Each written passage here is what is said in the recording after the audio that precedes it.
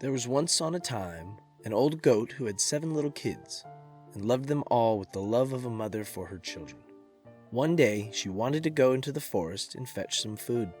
So she called all 7 to her and said, "Dear children, I have to go into the forest. Be on your guard against the wolf. If he comes in, he will devour each of you, hair, skin, and all. The wretch often disguises himself, but you will know him at once by his rough voice and his black feet." The kids said, "Dear mother, we will take good care of ourselves. You may go away without any anxiety." Then the old one bleated and went on her way with an easy mind. It was not long before someone knocked at the house door and cried, "Open the door, dear children. Your mother is here and has brought something back with her for each of you." But the little kids knew that this was the wolf by his rough voice. "We will not open the door," cried they. "You are not our mother. She has a soft, pleasant voice, but your voice is rough. You are the wolf." Then the wolf went away to a shopkeeper and bought a great lump of chalk, ate this, and made his voice soft with it. Then he came back, knocked at the door of the house, and cried, "Open the door, dear children. Your mother is here and has brought something back with her for each of you." But the wolf had laid his black paws against the window, and the children saw them and cried, "We will not open the door. Our mother has not black feet like you. You are the wolf." Then the wolf ran to a baker and said, "I have hurt my feet. Rub some dough over them for me." And when the baker had rubbed his feet over, he ran to the miller and said, "Strew some white meal over my feet for me." The miller thought to himself, "The wolf wants to deceive someone," and refused. But the wolf said, "If you will not do it, I will devour you." Then the miller was afraid and made his paws white for him.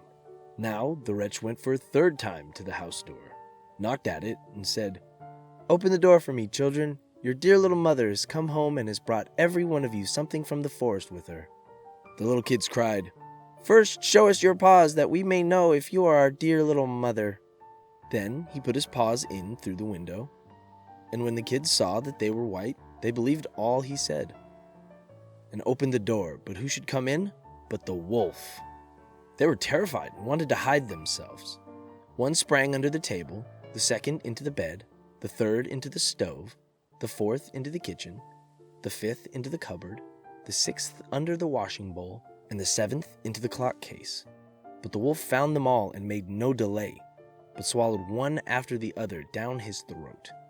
The youngest in the clock case was the only one he did not find. When the wolf had satisfied his appetite, he took himself off, laid himself down under a tree in the green meadow outside, and began to sleep. Soon afterward, the old goat came home again from the forest. Ah!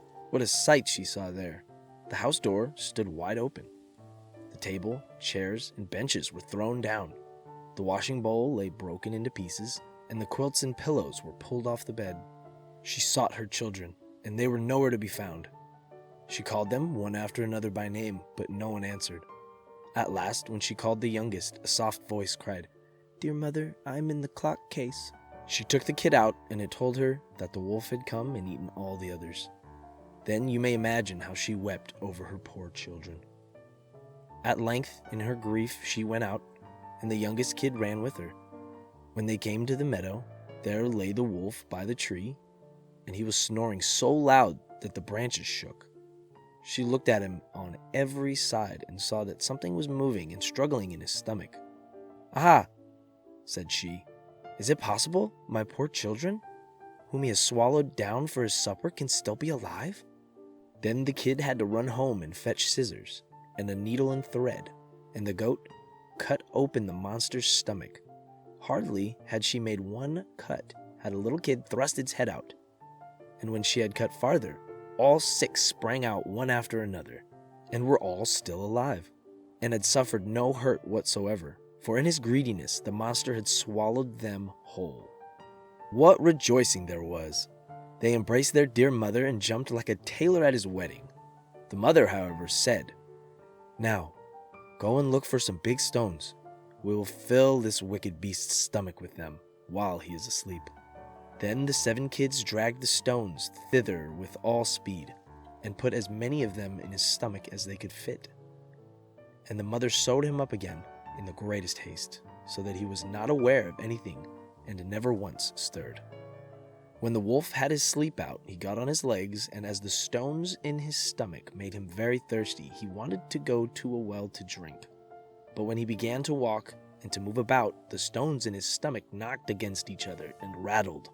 Then cried he, "What rumbles and tumbles against my poor bones? I thought 'twas 6 kids, but it's only big stones."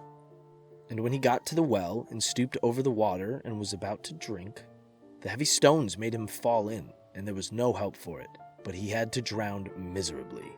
When the 7 kids saw that, they came running to the spot and cried aloud, "The wolf is dead! The wolf is dead!" and danced for joy around about the well with their mother.